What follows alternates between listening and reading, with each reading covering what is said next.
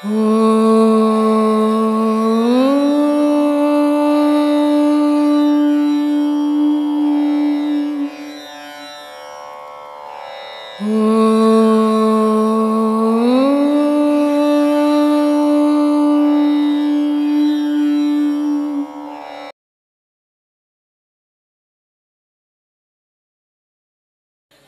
யாருக்குன்னு சொல்லியிருக்கிறாரு, நமக்குள்ளே தான் இறைவன் இருக்கிறாருன்ட்டு. அப்படின்னா எல்லா ஃபங்க்ஷன் நாள்லையும் நான் வந்து இலை போட்டு படைக்கிற பழக்கம் உண்டு. ஃபஸ்ட்டு விநாயகருக்கு தான் நான் கருப்பூர்த்தி ஏற்றிட்டு என்ன படையல் போடுமோ அதுக்காக படைப்பேன். இந்த உபதேசம் வாங்கினதுலேருந்து கருப்பூரார்த்தத்துக்கு என்னை கூப்பிடுவாங்க. இவர் தான் நமக்குள்ளே இறைவன் சொல்கிறதுனால இப்போ என்ன பண்ண ஏற்கனவே சொல்லியிருக்காரு இல்லையா குருவை. அப்போது நம்ம சாப்பாட்டை தான் வணங்கிட்டு கும்பிடணும் அப்படின்னு சொல்லியிருக்கிறார். அப்போ நேற்று நான் கொஞ்சம் வெளியில் போயிட்டேன். வெளியில் போய்ட்டு வரும்போது எங்கள் படைக்கணும் வாங்கினாங்க. சரி இங்கே கும்பிடுங்கம்மா நான் வரேன் அப்படின்னா. சரி வர வேலைக்கு அவங்க படிச்சுட்டாங்க. ஏம்மா இப்போ நான் சொன்ன மாதிரி ஃபஸ்ட்டு விநாயகருக்கு படிச்சிங்களா? அது மாதிரி தான் செஞ்சேன். ஆமாம், இதுக்கப்புறம் நம்ம வந்து சாப்பாட்டை தான் வணங்குறோம். இது வரையும் நம்ம சொன்னது சாப்பாட்டை தான் வணங்கிட்டு சாப்பிட்டுங்கிறோம். அப்போ இறைவன்றது நமக்குள்ளே தான் இருக்கிறாரு அப்படின்னு எங்கள் வீட்டில் சொன்னதுனால அப்போ நாமளும் இவ்வளோ நாளாக தெரியாமல் தானே கும்பிட்டுன்னு இருக்கிறோம் அப்படின்னு சொன்னாங்க சாமி. அது உண்மை தானே. இப்போ நம்ம கும்பிட்றது படையில் வந்து சாப்பிட்றது அன்னத்தை தானே நம்ம வணங்குறோம். எல்லாரும் அன்னத்தை வணங்கி ஆகணும். இறை உணவு, இறை இறைவன் எதுக்கு வச்சுக்கிறான்? இறைன்னா தீனின்னு அர்த்தம். பறவைகளுக்கெல்லாம் இறைன்னா தீனி. மனிதனுக்கு இறைவன்னா கடவுள்னு அர்த்தம். அப்போது இறை இருக்கணும். இறை இருந்தால் தான் உயிரினம் வாழும். இறை இல்லாத உயிரினம் வாழாது. உயிரினம் வாழலைன்னா இறைவனே தெரியாது. அப்போது மனிதன் மட்டும் இல்லை, ஒவ்வொரு ஜீவராசிக்கும் அதுக்கு உணவு தேவை. அந்த உணவு ஒவ்வொரு ஜீவராசிக்கு ஏற்ற மாதிரி அது பயன்படுத்திக்குது. மனிதனுக்கு ஏற்ற மாதிரி அவன் பயன்படுத்திக்கிறான். அப்போது இந்த உணவுன்னு ஒன்று இல்லைன்னா மனிதன் ஒன்று இருக்க மாட்டான்.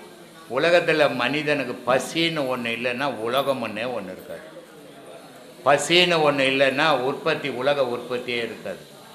ஆனால் மனிதனில் மட்டும் ஆண் பெண் இல்லை, எல்லா ஜீவராசிகள்லையும் ஆண் பெண் இருக்குது.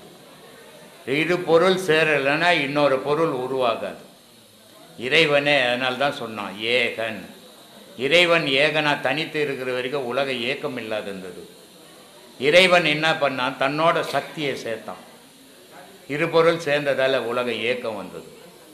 அந்த மாதிரி ஒரு பெண்ணும் ஒரு ஆணும் இருந்தால் தான் உலகத்தில் ஏக்கம். இது மனிதனுக்கு மட்டும் இல்லை, எல்லா உயிரினங்களுக்கும்.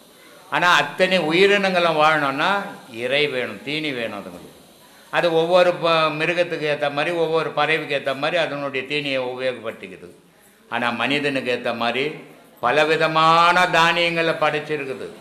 ஆனால் அதெல்லாம் மறந்துட்டு இவன் வாய் ருசிக்கு என்ன பண்ணுறான்? ஆட்டாக இருக்கிறான், மாட்டாக இருக்கிறான், கோழியாக இருக்கிறான், கொக்காக இருக்கிறான், நாயாக இருக்கிறான், நரியாக இருக்கிறான், எல்லாத்தையும் அறுத்து இவன் வாய் ருசிக்கு துண்ணுப்புட்டு அதுக்கு இருந்த குணத்தெல்லாம் இவன் ஏற்றிக்கணும். எதை இவன் சாப்பிட்டானோ அதுக்கேற்ற குணங்கள் இவனுக்கு அமைஞ்சுது. இந்த குணத்தால் இறைவனை மறக்கிறான். ஆனால் இறைவனை கும்பிட்றோன்னா ஆடை வெட்டுறான். எந்த கடவுள் வந்து இவங்ககிட்ட பேசுச்சு? எப்போ எனக்கு ஆடு வெட்டுறா, பொலி வெட்டுறான்ட்டு. அதனால் சொல்கிறான், மண்ணுயிரை கொன்று தின்று உழலாமல் தன்னுயிர் போல் நினைத்து தவம் முடிப்பதற்கெல்லாம். இன்னொரு உயிரை வெட்டும் போது அது எப்படி துடிக்குது? ஒரு பீடி நெருப்பு பட்டுன்னா உன் உடம்பு துடிக்குது. ஒரு நெருப்பு தெரியாமல் காலை வச்சுட்டீங்கன்னா உன் காலெல்லாம் வெந்து போது துடிக்கிற. ஆனால் இன்னொரு உயிரை அறுக்கும் போது வெட்டும் போது அது துடிக்குது என்ற இரக்கம் உனக்கு இல்லைன்னு என்ன மனிதன்? அப்புறம் மனிதன்றவனே இறக்கப்படுறவன், எல்லா ஜீவராசிக்கும் உணவை கொடுக்குறவன்.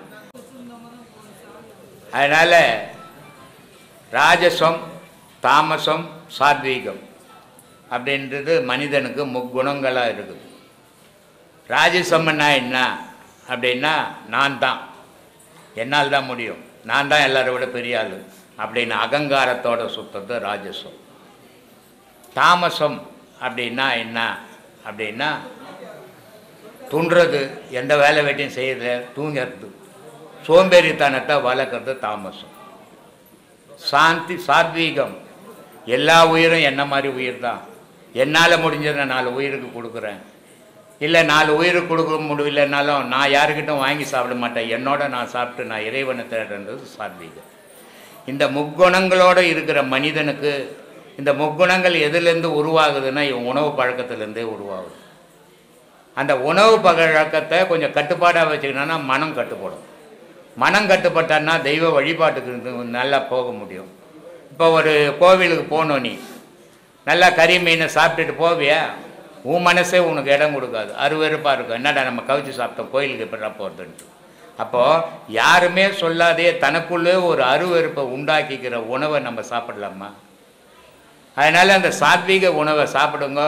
ஒவ்வொரு மிருகத்துக்கு ஒவ்வொரு உணவுகள் படைச்சிருக்குது, நமக்கு 1000 தானியங்களை படைச்சிக்குது. அதை உணவாக பயன்படுத்திங்க, நல்ல சத்தும் கிடைக்கும், நல்ல அறிவும் வளரும். எவ்வளோ மொட்டுத்தனமான பொருள் கடிக்கிறது, இடிக்கிறது, குத்துறதை துண்ணும் போது நமக்கு அதனுடைய சிதையிலேருந்து தான் ரத்தம் உருவாகுது. அதனுடைய குணங்கள் தான் நமக்கு உருவாகும். அந்த குணங்களுக்கு ஏற்ற மாதிரி தான் நம்ம செயல்கள் இருக்கும். அதனால் சாத்வீக உணவை சாப்பிட பழகுங்க. அது நல்ல அறிவை வளர்க்கும், நல்ல கூர்மையான புத்தியாக இருக்கும், நல்ல செயல்களில் ஈடுபடுவீங்க. தெய்வ பக்தியை மனசில் சுமங்க. மனிதன்றவனே இந்த மனித உடல் அமைஞ்சதை தெய்வத்தை வழிபட தான். மற்ற மிருகங்களுக்கு தெய்வங்கள் தெரியாது, மனிதனுக்கு மட்டும்தான் தெய்வம். ஏன்னா எல்லா மிருகத்திலையும் தெய்வத்தினுடைய சாயல் இருக்குது, மனிதனுக்குள்ள தெய்வமே இருக்கிறான். அதனால தான் நான் பல வீடியோக்களில் சொல்லிக்கிறேன், எல்லா மிருகமும் உலகத்தில் இருக்கிற மிருகமெல்லாம் குனிஞ்சு நடக்கும், மனிதன் மட்டும்தான் நிமிர்ந்து நடப்பான். ஏன்னா இறைவனுக்கு அடுத்தபடி அமைஞ்ச உடல் அமைப்பு இந்த மனிதனுக்கு தான். இந்த மனிதனுக்குள்ள தான் இறைவன் இருந்து உலகத்துக்கு பல செயல்களை செய்து பல பேர் அறிகிற மாதிரியும் நடந்துக்கிறான். அதே நேரத்தில் தீமைகளையும் செய்கிறான். தீமைகளை விட்டு நன்மைகளை செய்ய பழகுங்க. அந்த பழக்கம் உங்களை நல்வழிக்கு கொண்டு போகும், நீங்கள் நல்லா இருப்பீங்க. சொல்லுப்பா. சாமி, இப்போ பல லட்சங்கள் போட்டு வீடு கட்டுறாங்க. கோவிலாண்டுக்குன்னு மாடு கோமாதா எடுத்துன்னு வராங்க, அது ஏற்றுக்க வேண்டிய விஷயந்தான். அது சில பரிகாரம் எடுத்துன்னு வராங்க, அது அரிசி பருப்பு அது அந்த தானியம் தேவசெல்லாம் கோவிலாண்டு எடுத்துன்னு வராங்க வீட்டுக்கு உள்ளே போகும்போது. அதுக்கு முன்னாடி ஒரு பொம்மையை கட்டி கொளுத்துறாங்களே சாமி, அது என்ன அவ்வளோ பெரிய செய்ய வேண்டிய விஷயமா அது? ஆமாம், ஏன்னா நீ போனீன்னா ரோட்டில் சும்மா போகிறதில்ல, என்னால் கட்ட முடியல, அந்த கண் திருஷ்டி போனதுக்காக அந்த பொம்மையை கொளுத்துறான். நீ சொன்னது அந்த பொம்மையோடு எஞ்சி போட்டோன்னு கொளுத்துறான். சொல்லு. அது ஒரு பூசணிக்காய் வடிக்கிறாங்க, அது எல்லாமே அதில் சேர்ந்தது தான். ஒரு பூசணிக்காய் வட்டி அந்த ரோடெல்லாம் வழி அது போகிற எத்தனையோ பேர் அதனால் பாதி போகிறது, அதையும் ஒன்று வட்டி விட்றாங்க. ஆமாம், ஒற்றா ஓரமாக போடணும். ஏன்னா எல்லா திஷ்டியும் எடுக்கிற சக்தி பூசணிக்காக தாங்குது, எல்லா திஷ்டியும் எடுக்கிற சக்தி எலுமிச்சம்பழத்துக்கு தாங்குது, எல்லா திஷ்டியும் எடுக்கிற சக்தி சூறக்காய்க்கு தான் இருக்குது. ஆனால் ஒரு சொரக்காய் எடுத்துன்னு வந்து உடைக்கிறான்னா இல்லை, இதை மட்டும் ஏன் உடைக்கிறான் தெரியலையே. தெரியாது, எதானா கேட்டுன்னுக்கிறீங்க. இதெல்லாம் மனுஷனுடைய கண் பார்வை இருக்குது. போனீங்கன்னா ஒரு முருங்கை மரத்தில் செருப்பாக கட்டி வச்சிருப்பான், தெரியுமா? அதில் வீட்டுக்குள்ள இருக்குது, அது கட்டி வச்சிருக்காங்க. எதுக்கு கட்டி வச்சுக்கிறான்? அதுதான் முருங்கை உடைக்கிறச்சா செருப்பு அடிக்கிற கை வச்சுன்னா நான் செருப்பாலேயே அடிப்பேன் சொல்கிறதுக்கு பதிலாக கட்டி வச்சுக்கிறான். தென்னை மரத்தில் தொடப்பு கட்டெல்லாம் கட்டி வச்சுருப்பான். இல்லை யார் நீனா தொடப்பு தலையே அடிப்பன்றதுக்கு. அது மாதிரி என் வீட்டை பார்த்து கண்ணு பட்டுதுன்னா இந்த காயாலேயே உன்னை அடிப்பன்றதுக்கு ஒற்றின்னுக்கிறான். அதனால் உனக்கு அதுக்கு எத்தனை வீடு கட்டிக்கிற?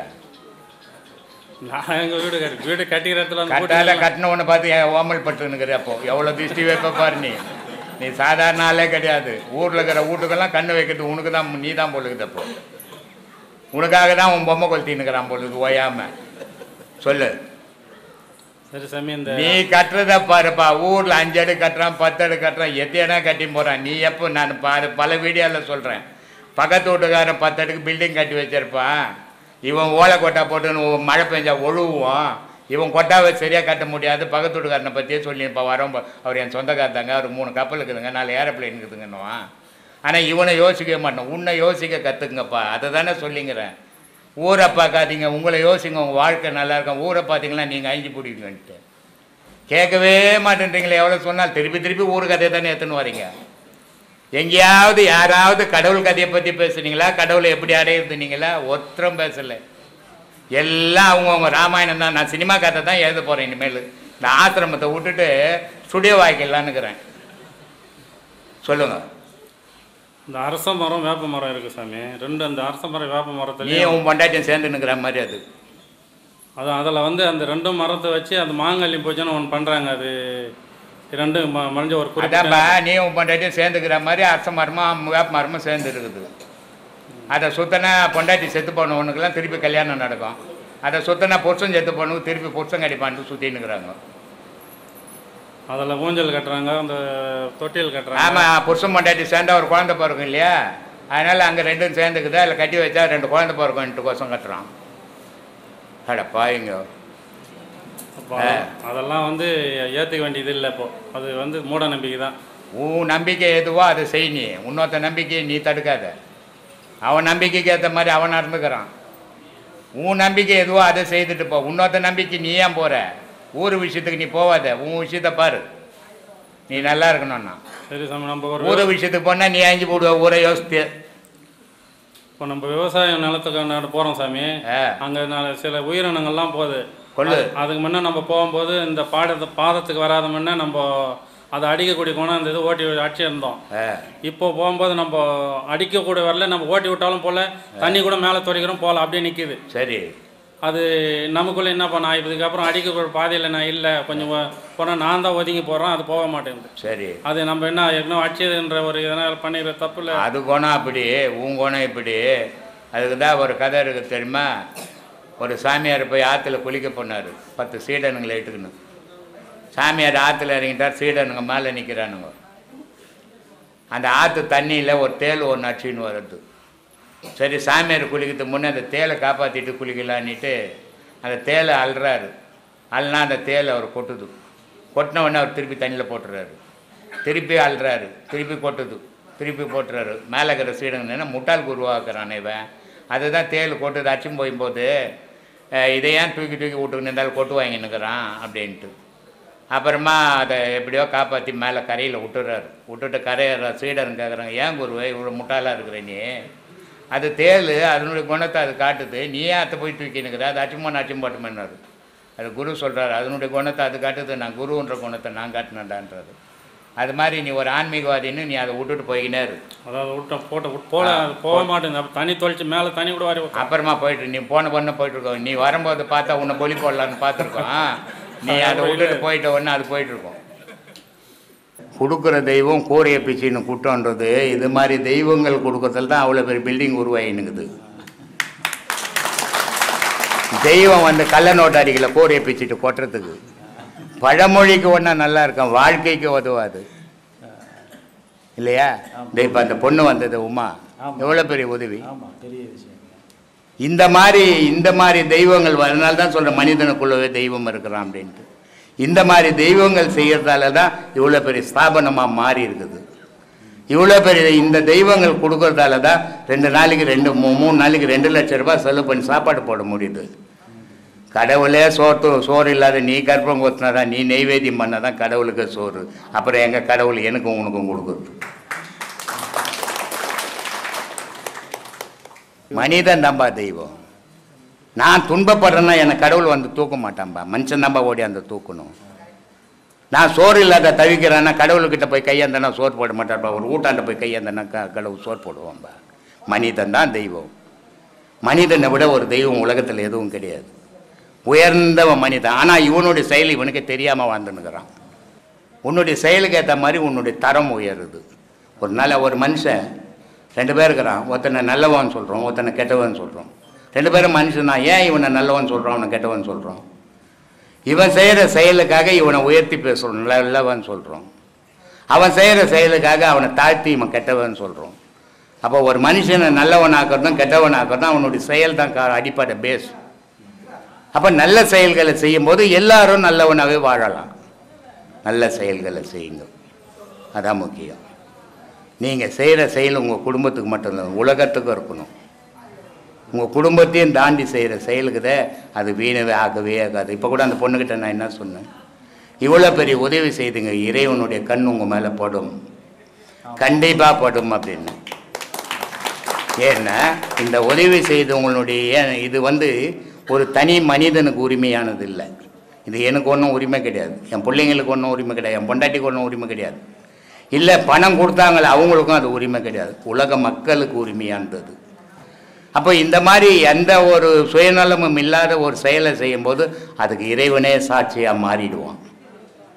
இதெல்லாம் நம்ம புரிஞ்சிக்கணும். இன்றைக்கி கிட்டத்தட்ட இது அதெல்லாம் சேர்த்தா 8 கோடி. 8 ரூபாய்க்கு வழி இல்லாத பிச்சை எடுத்தேன் நான். 8 கோடி போட்டு கட்டிக்கிறேன். இது யாருக்காக? இந்த உலகத்துக்காக. ஊருக்காக என்ன, வீட்டுக்காக என்ன வேணும், அவங்களுக்கு கல்யாணம் காசு நல்லபடியாக பண்ணேன். ஊருக்கு என்ன வேணும், ஒரு கோவில் வேணும் வழிபடும், ஊர் மக்கள் அப்போ தான் நல்லா இருப்பான், கோவிலை கட்டினேன். உலக மக்களுக்கு என்ன வேணும், ஆசிரமம் கட்டினேன். ஒரு வட்டத்துக்குள்ளே வாழறதில்லை மனித வாழ்க்கை, பரந்த உலகத்தில் முழுமையாக வாழ வேண்டிய மனிதன். அப்படி பண்ணிட்டப்ப மனிதனுடைய சிறப்பை அவனை பற்றி தெரியாமல் வாழ்ந்துனுக்கிறதால அவன் வளர்ச்சி இல்லாமல் போயிட்டு. நான் மாடு மேய்க்கும் போது யாருன்னு இந்த உலகத்துக்கு தெரியுமா சொல்லு? இதுக்கு காரணம் யார்? எங்கள் அப்பா என்ன ஒரு பிஹெச்டியா, எங்கள் அம்மா என்ன ஒரு பாரட்லாவா? எல்லாம் கை நாட்டு கேஸ், நான் ஒரு கை நாட்டு கேஸ். ஆனால் இன்றைக்கி இந்த உலகத்தை பற்றி தான் அனுபவம். வாழ்க்கைக்கு, மனிதனுடைய வாழ்க்கைக்கு அனுபவம் இருக்குது. அதை விட சிறந்த ஆயுதம் எதுவும் கிடையாது. ஒவ்வொரு மனிதனும் ஒவ்வொரு நாள் அனுபவத்தை அவன் யோசித்து பார்க்கணும். அப்போ ஒவ்வொரு நாளும் அவனுடைய முன்னேற்றம் வளர்ந்துக்கினே இருக்கும். அந்த முன்னேற்றம் உனக்கு மட்டுமே இருந்துக்கூட, உலகத்துக்காகவும் இருக்கணும். அதனால தான் நான் நேற்று பேசும்போது கூட சொன்னேன், இந்த இளைஞர்களை பற்றி. இந்த உலகம் உங்கள் கையில் தான் இருக்குது, முதியோருங்க கையில் இல்லை. இளைஞருங்க எல்லாரும் தாய் தப்பம் பேச்சு கேட்டு நல்லா படிக்கணும். ஒரு காலத்தில் பலம் இருந்தால் வேலை கொடுத்தான், ஒரு காலத்தில் அறிவு இருந்தால் வேலை கொடுத்தான். இப்போ பலமும் தேவையில்லை, அறிவும் தேவையில்லை, பேப்பரில் சர்டிஃபிகேட் இருந்தால் வேலை கொடுப்பான். அப்போ படிப்பு அவசியப்படுதுங்க. படிக்கிற பசங்க கட்டி எடுத்துக்குன்னு கபடா எடுத்துக்குன்னு தெரியக்கூடாது. ஏன்னா தாய் தப்பம் வட்டிக்கு வாங்கி உங்களை படிக்க வைக்கிறான், கஷ்டப்பட்டு படிக்க வைக்கிறான். அந்த உழைப்பை வீணாக்கிடக்கூடாது. நீங்கள் நல்லா படிக்கணும், உங்கள் வாழ்க்கையை நல்லா அமைச்சிக்கணும். நீங்கள் யார் தெய்வம் நம்பி நீ வாழக்கூடாது, உன்னை நம்பி நீ வாழணும். உன்னை நம்பி ஒன்றா ஊர் இருக்கட்டும். ஆனால் உன் குடும்பத்தை நீ நல்லா காப்பாற்றும் போது இந்த உலகம் நல்லா இருக்கும், உன் குடும்பமும் நல்லா இருக்கும். அப்போ இந்த உலகமே நீ தான் மந்திரி, நீ தான் வக்கீல், நீ தான் பிரதமர், நீ தான் ஜனாதிபதி ஆக போகிற. நாளைக்கு முதியோருங்களாக போகிறாங்க. அப்போது இந்த உலகம் யார் கையில் இருக்குதுன்னா இளைஞருங்க கையில் இருக்குது. அப்போ இந்த இளைஞருங்க சீரான முறையில் அவங்க வாழ்க்கையை பயன்படுத்தினாலும் அது அவங்க குடும்பத்துக்கும் நல்லது, இந்த உலகத்துக்கும் நல்லது. அதனால் ஒவ்வொரு மனிதனுக்குள்ளும் ஒவ்வொரு ஆற்றலை கொடுத்துருக்குறான் இறைவன். யாருக்கும் ஆற்றல் இல்லாத மனிதனே கிடையாது, எல்லோருக்கும் ஒரு ஆற்றல் கொடுத்துக்கிறான். ஆனால் அதை சீரான முறையில் பயன்படுத்தி உங்கள் வாழ்க்கைக்கு வளமான வாழ்க்கையாக மாற்றிக்குங்க. அதுதான் என்னுடைய அறிவுரை இளைஞர்களுக்கு. சொல்லுவேன்.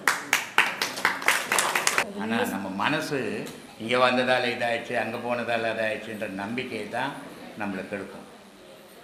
கடவுளை விட ஒரு எதுவுமே கிடையாதுமா உலகத்தில். பல வீடியோக்களில் சொல்கிறேன். அந்த கடவுளை நம்புறவங்களுக்கு எல்லா தடைகளும், 1000 தடைகள் வந்தாலும் அத்தனையும் நீங்கி போயிடும். அது எந்த பாதிப்பும் உனக்கு உண்டாக்காது. ஆனால் மனுஷனுக்கு அந்த முழு நம்பிக்கை வேணும்.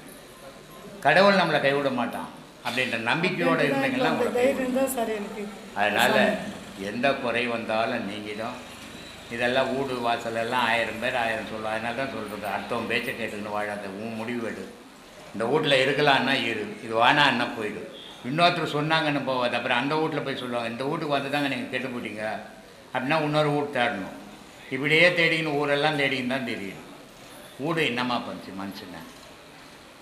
எவ்வளோ பெரிய கோடீஸ்வரன் வாஸ்துவெல்லாம் பார்த்து கட்டுறான், வீட்டில் அவன் குட்டி சவராக போயிடுறான். ஒரு வாஸ்தவம் இல்லாத சும்மா கட்டுறான், அவன் நல்லா இருக்கிறான். நம்மளுடைய நேரம் நம்மளை கெடுக்கும், நம்மளுடைய கர்மா நம்மளை கெடுக்குமே தவிர வீடெல்லாம் யாரையும் கெடுக்காது. வீடு கெடுக்குதுன்னா பூமியில் எல்லாமே இறைவன் படைத்த பூமி தான். அப்புறம் எல்லாரும் கெட்டு தான் போகும். இந்த நம்பிக்கை இல்லை, பயம், அதனால் இதெல்லாம் ஏற்படுது. அதனால் அதெல்லாம் ஒன்று, உன் மனசுக்கு எது சரின்னு போடுதோ அதை செய்.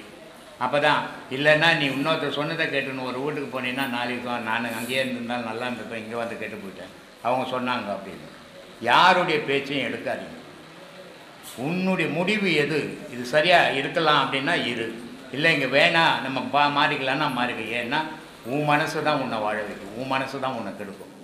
அதனால் நீ எடுக்கிற முடிவு தான் சரியாக இருக்கும். இன்னொருத்தர் சொல்கிறதெல்லாம் கேட்காது, யார் சொல்கிறதையும் கேட்காது. உன் மனசுக்கு எது சரின்னு பார்த்தோ அதை செய். அதுதான் உன் வாழ்க்கைக்கு நல்லது. இவன் சொன்னான் அவன் சொன்னான்னா ஊரில் 1000 பேர் 1000. இப்போ நாங்கள் கூட ஆசிரமம் கட்டுறோம், இங்கே 1000 பேர் வராங்க. இவங்க ஒருத்தர் சொல்கிறாரு இப்படி கட்டாதீங்க இப்படி கட்டுங்கன்ற சரிப்பா. இன்னொருத்தர் வருவார் ஐயா அந்த சொன்னது சரியில்லைங்க நான் சொல்கிறது தாங்க சரி அப்படின்னு அவன் ஒரு ஐடியா கொடுப்பான். அப்புறம் நான் யார் செய்து சொன்னது செய்யுது? நான் ஒரு முடிவு பண்ணுவேன் இப்படி தான் செய்வேன், அதை தான் செய்வேன். நான் இன்னொருத்தன் சொல்கிறத கேட்க மாட்டேன், யார் சொல்கிறதையும் கேட்க மாட்டேன் நான். அது மாதிரி நீ வாழ போகிற, நீ முடிவெடு, இன்னொருத்தர் சொன்னாங்கன்ற முடிவெடுக்காத, அது இப்போ குழப்பத்தை உண்டாக்கிடும் பின்னாடி. அதனால் உன்னுடைய மனசுக்கு எது சரின்னு படுறதோ அதை செய்யும். எங்கள் பேத்திங்களும் மதிக்க மாட்டேங்குது, மருமகளும் ஒரு குறைவும் வராது உனக்கு. நீ எவ்வளோ கஷ்டத்தில் இருந்தினாலும் மீண்டு வந்துடுவ வெளியே. இறைவன் உனக்கு துணை இருப்பான், தைரியமாக. மூச்சு வாசியாக மாறணும் இவனுடைய செய்கிற பாடத்தை வச்சு. வாசி யோகம் தனியாக போய் சொல்ல முடியாது. வாசின்னா மூச்சு இருக்கிற வரைக்கும் தான் மனுஷன் பேச முடியும், மூச்சு இருக்கிற வரைக்கும் தான் இன்னொருத்தனுக்கு சொல்லிக் கொடுக்க முடியும். வாசின்றது பேசாதது, மூச்சுன்றது பேசாதது. அப்போ பேசாத இடத்துலேருந்து நீ பேசாத விஷயத்தை எப்படி சொல்லிக் கொடுப்ப? இதை ரொம்ப தெளிவாக கேட்குறார் வள்ளலார். வாசி வாசி என்று பேசுகின்றார், வாசி என்ன பேச கண்டார். மூச்சு நீ என்ன போகணும், என்ன செய்யணும், என்ன பண்ணணும், எப்படி போகணுன்னு எல்லாத்தையும் சொல்லும், வாசி சொல்லாது. அவ்வை சொல்லுது வாசி வாசி சிவாசி. அது சிவா வாசின்றது எப்படின்னா கடவுள் நிலையில் நிற்கிறது. அந்த கடவுள் நிலையிலேருந்து மனுஷங்கிட்ட பேச முடியாது, அடுத்தவனுக்கு எப்படி சொல்லிக் கொடுக்க முடியும்? இது எதுவாக அவங்க பண்ணிக்கிறாங்க, நல்லா சம்பாதிக்கிறாங்க, சம்பாதிச்சுன்னு போட்டுமே, நமக்கு என்ன போச்சு? வாசி மனுஷனுக்கு உபதேசம் கொடுக்கணுன்னாக்கா நீ அதை அறியணும். நீ அறியணுன்னா குறைஞ்சது உனக்கு 40 வயசு ஆகணும். அது வரைக்கும் நீ அதை ஆராயணும், நீ அதில் ஈடுபடணும், நீ அனுபவிக்கணும். பல துன்பங்கள் அனுபவிப்பதில்ல. ஞானம்ன்றது அவ்வளோ ஈஸியாக சும்மா கிடைக்கிற விஷயம் இல்லை, கடையில் விற்கிற விஷயம் இல்லை. உன்னையே நீ அழிச்சிக்கணும், அப்போ தான் ஞானம் தெரியும். அப்படி அதை அனுபவிக்கிறதுக்கு 40 வயசு ஓடணும். 40 வயசுக்கு மேலே தான் மக்களுக்கு சொல்லணும். ஆனால் 18 வயசில் நான் குரு உபதேசம் கொடுக்குறேன் வாங்கன்னு 10,000 ரூபாய் வாங்குறேன், அதை என்ன சொல்கிறது? இவனும் போய் உட்காந்துங்கிறான் நாங்கள். அதனால் இந்த மக்களை திருத்தலாம் முடியாது, கடவுளே திருத்த முடியாதுன்னு விட்டுட்டு நம்ம மனுஷனை. அதனால் நம்ம மனுஷன் திருத்திட முடியுமா? உன்னை திருத்திக்கின்னு போ, என்னை திருத்திக்கின்னு நான் போகிறேன். அவங்கவுங்களை திருத்திக்கினா உலகம் நல்லா இருக்கும். இப்படி ஒவ்வொருத்தனும் நினைச்சான்னா ஏமாத்தணும்னு வந்துட்டு உன்னை போய் நீ ஒன்றுமே பண்ண முடியாது. எல்லா மதத்தில் இருக்கிற மகான்களும் ஒரு மனிதனும் வாழறதுக்கு நல்வழிப்படுத்துறதுக்கு தான் மதங்களே துவக்கப்பட்டது. ஆனால் இந்த மதங்கள் இன்றைக்கி ஒரு ஊரில் ஜாதி பிரச்சனை வர மாதிரி மத பிரச்சனைகள் வளர்ந்து போச்சு. இந்த மத பிரச்சனைக்கு காரணம் என்ன அப்படின்னா, நான் தான் பெரியாள் நீ தான் பெரியாளுன்ற மாதிரி எண்ணத்தை வளர்த்துக்கின்னு என் கடவுள் பெருசு உன் கடவுள் பெருசுன்னு உலகத்துக்கு வீட்டுக்கு ஒரு கடவுள், மதத்துக்கு ஒரு கடவுள், ஜாதிக்கு ஒரு கடவுள், நாட்டுக்கு ஒரு கடவுள், அதெல்லாம் கிடையாது. உலகத்துக்கு ஒரே கடவுள், அவன் ஈசன். ஈசன்னா அது ஒளி மிகுந்த பேரொளி. அது அந்த பேரொளியில் தான் எல்லா மகான்களும் போய் மறையணும். அவன் எந்த மதத்தை சார்ந்த மகானாக இருந்தாலும் சரி, அந்த பேரொளியில்தான் தான் தோன்றினான், அந்த பேரொளியில் தான் மறையணும்.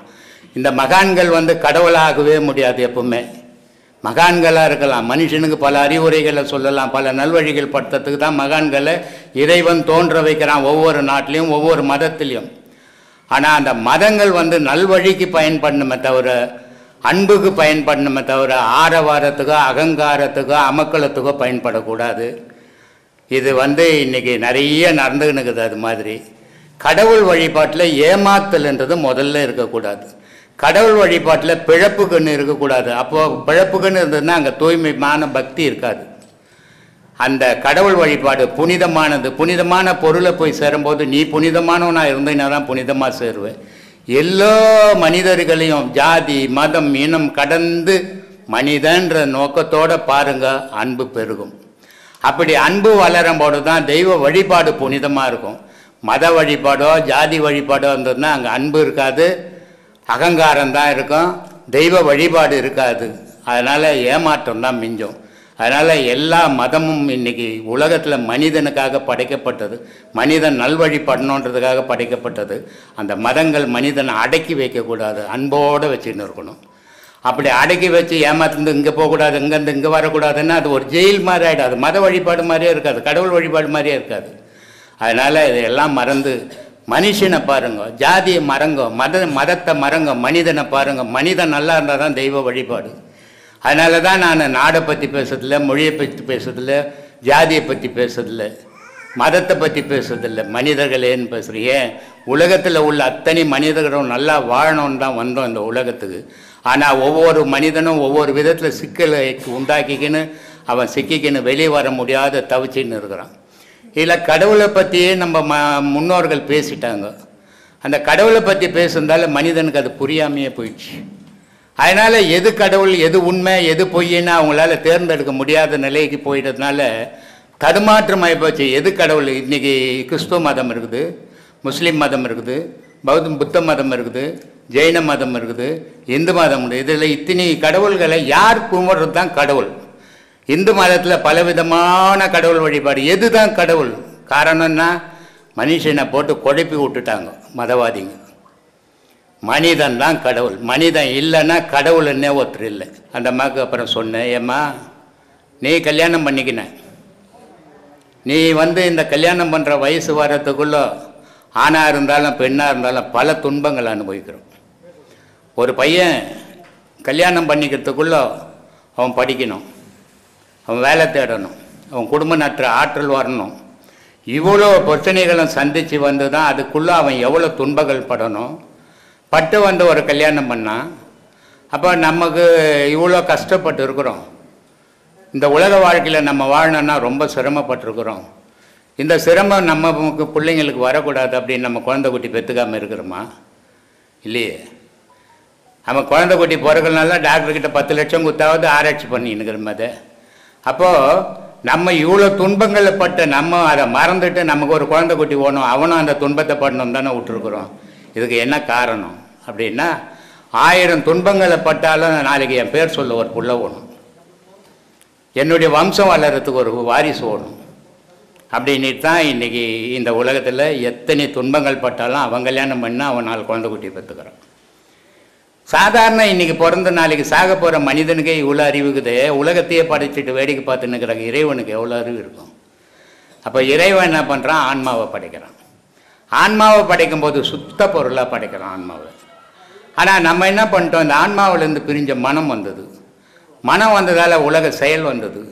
செயல் வந்ததால் நம்ம பல துன்பங்களில் ஈடுபட்டு மாட்டிக்கிறோம். ஆனால் மாட்டிக்கினா விட நமக்கு ஒரு வம்சம் வேணுமேனு விரும்புகிறோம். அது மாதிரி சுத்த ஆன்மாவை படைத்த இறைவன் என்ன பண்ணுறான்? நம்மளை பற்றி பேசணுன்னா இன்னொரு பொருள் வேணும். அப்போ இன்னொரு பொருள் எது பொருள் பேசும்? உலகத்தில் 84,000 கோடி ஜீவராசிகள் இறைவனை பற்றி பேசுமானா பேசாது. அது அதனுடைய ஜீவனை பற்றி தான் பேசும். அது ஜீவன் பண்ணணும், அதுக்கு என்ன செய்யணும், அதுதான் அதனுடைய செயல். இறைவன் இருக்கிறான்னா இல்லையா, இறைவனை பற்றி நம்ம பேசணுமா பேசக்கூடாதா தெரியாது. ஏன்னா அறிவு கம்மி. ஆனால் மனிதனுக்கு 6 அறிவுன்னு சொல்லிங்கிறான். 6 அறிவு இல்லை மனிதனுக்கு, 6 அறிவுன்னு சொல்லும். 6 அறிவுன்னு சொல்லக்கூடிய மனிதன் சிந்திக்கிறான். நம்ம இருக்கிறோம், நம்ம எப்படி வந்தோம், நம்ம தாயால் வந்தோம், நம்ம தகப்பனால், தாய் தகப்பன் எப்படி வந்தோம், தாய் தகப்பன் இன்னொரு தாய் தகப்பன், இப்படியே எங்கிருந்து வந்தான்னா இறைவன்லேருந்து வந்தான். இறைவன்லேருந்து இன்றைக்கி எண்ண முடியாத கோடி அளவுக்கு ஆகிட்டோம் பரிமாண வளர்ச்சிகள். இந்த பரிமாண வளர்ச்சிகளில் நம்ம முதன்மையாக சிந்திக்கிறது, நம்ம ரொம்ப கஷ்டம் வந்துடுச்சுன்னா கடவுளை ஒன்று திட்டுவோம், இல்லை ரொம்ப செல்லம் வந்துச்சுன்னா கடவுளை எனக்கு எவ்வளோ கொடுத்துக்கிறானு வாழ்த்துவோம். இது ரெண்டுமே கடவுளை இணைக்காமல் ஒரு மனிதனுடைய வாழ்வில், அவன் எந்த மதத்துக்காரனாக இருக்கட்டும், அவன் கிறிஸ்தவனாகட்டும் முஸ்லீமாகட்டும் எந்த மதத்தை சார்ந்தவனாக இருந்தாலும் கடவுளை இணைக்காமல் மனிதனுடைய வாழ்வே இல்லை. ஏதோ ஒரு கடவுளை இணைப்பான். இந்த கடவுளை தான் இணைக்கணும்ல. உலகத்தில் இருக்கிற கடவுள் எது எவன் கடவுள்னு சொன்னான்னா அதெல்லாம் அவன் இணைச்சி தான் வாழ முடியும். அப்படி வாழும்போது அந்த இறைவனுக்கு அது தெரியுது, நான் நம்மளை பற்றி பேசுறதுக்கும் ஒரு உருவம் இருக்குது, ஒரு உயிர் இருக்குது, ஒரு ஆன்மா இருக்குது அப்படின்ற.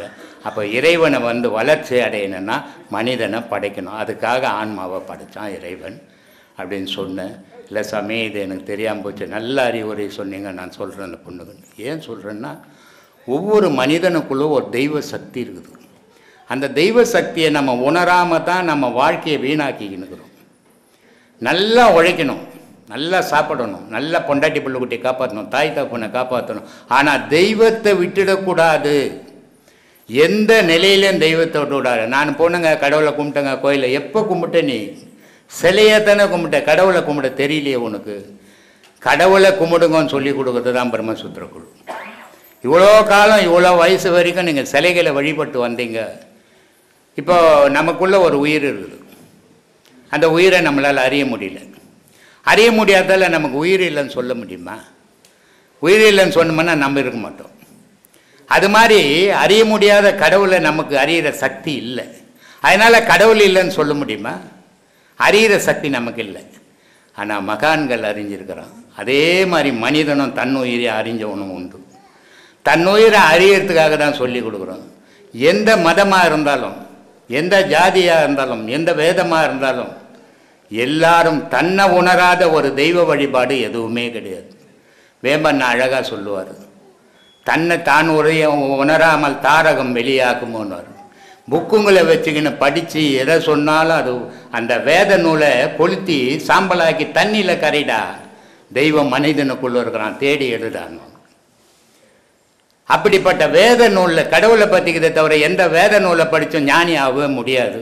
உன்னை நீ தேடும்போது தான் நீ ஞானியாகும். அதனால தான் நான் சொல்கிறது, கடவுளை தேடாதீங்க, முதல்ல உங்களை தேடுங்கன்றது.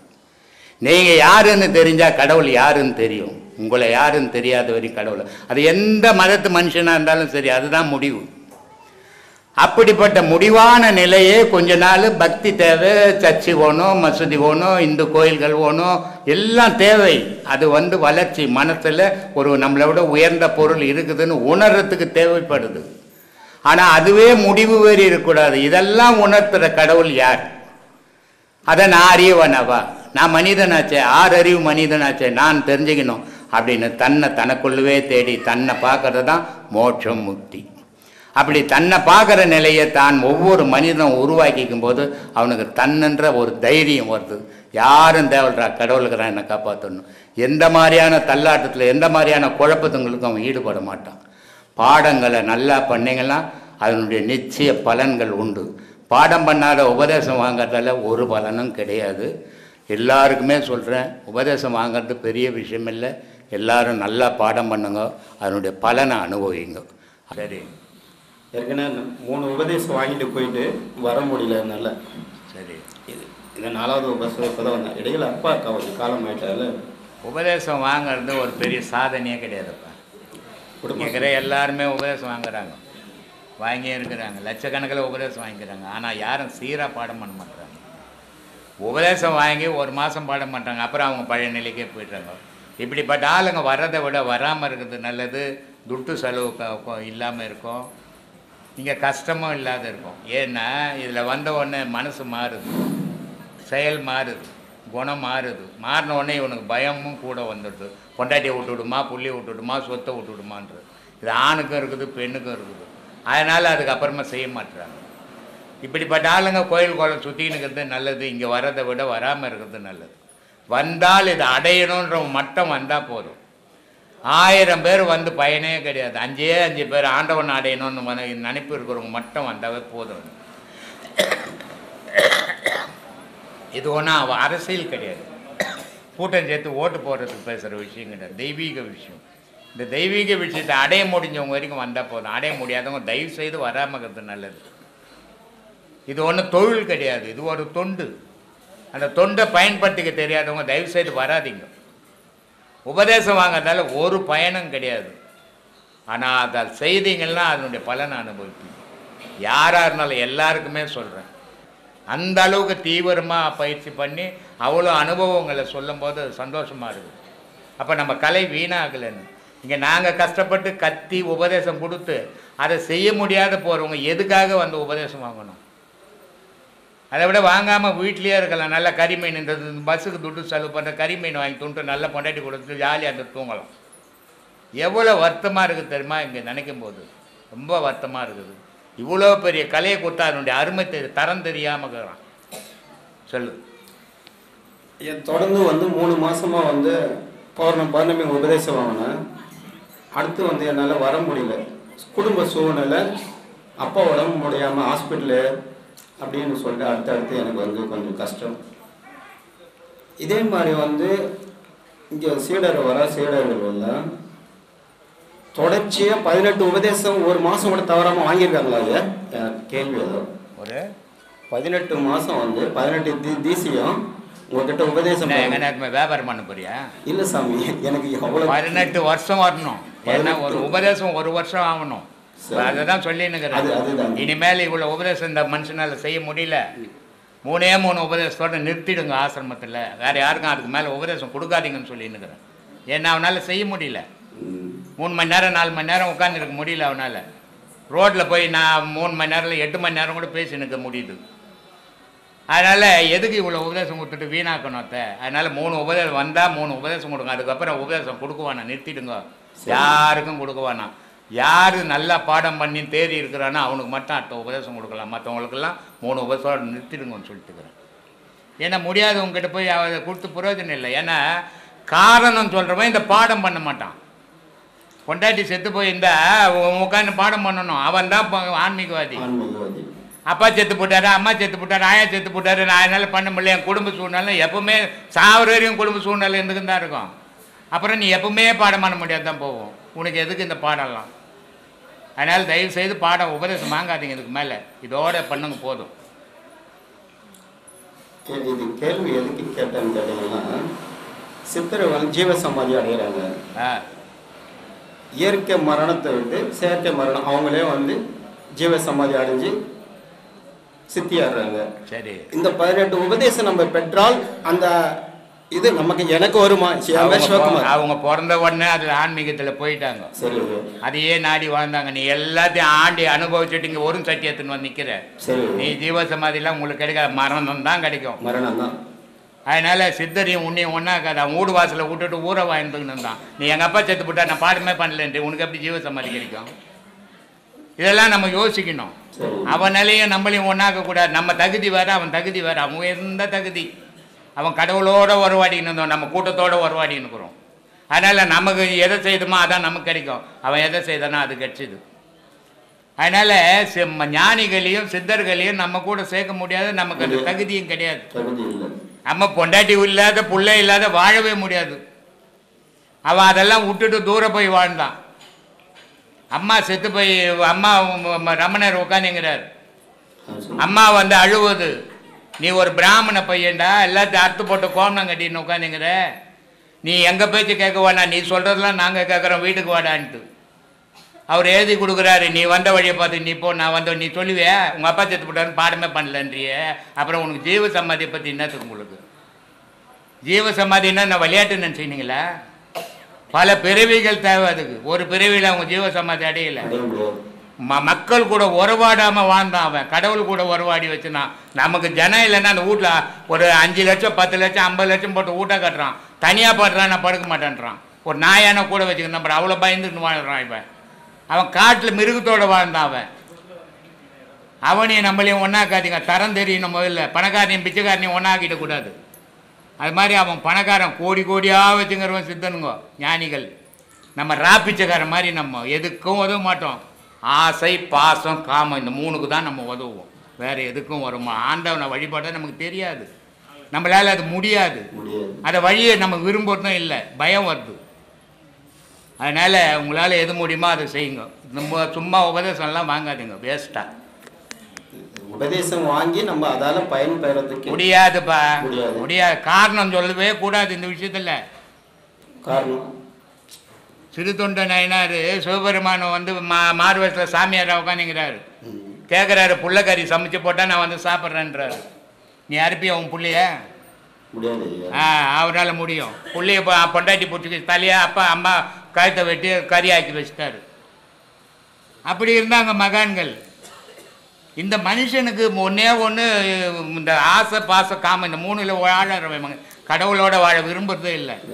இந்த பாதையில் போகும்போது பொண்டாட்டி பார்த்தா வெறுப்பாக்குது, பணத்தை பார்த்தா வெறுப்பாக்குதுன்னா எனக்கு பயம் வருது. ஐயோ நம்ம எல்லாத்தையும் விட்டுவிடும் போலுக்குதுன்ட்டு. எதுக்குப்பா இதுக்கு வரணும்? கடவுள் எப்பாவது என்னை தேடுதுன்னு சொன்னார். நீ செய்த கர்ம வினைக்கு கடவுளை தேடிங்கிறீங்க, நீங்கள் செய்த பாவத்தை திக்கிறது கடவுளை தேடிங்கிறீங்க. அதிலே வந்து செய்ய முடியாத பாவத்தை பண்ணும்போது எதுக்கு இதெல்லாம்?